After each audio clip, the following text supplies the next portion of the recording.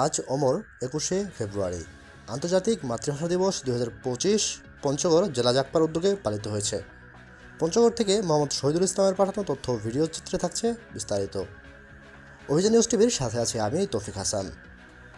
21শে ফেব্রুয়ারি 73 বছর পূর্তির এই দিনে জাতীয় গণতান্ত্রিক পার্টি জাগপা পঞ্চগড় জেলা ও 17 উপজেলা শাখার সকল নেতৃবৃন্দগণ পঞ্চগড় কেন্দ্রীয় শহীদ মিনারে বৃহস্পতিবার রাত 12টা 1 মিনিটে শহীদদের স্মরণে পুষ্পস্তবক অর্পণ করেন।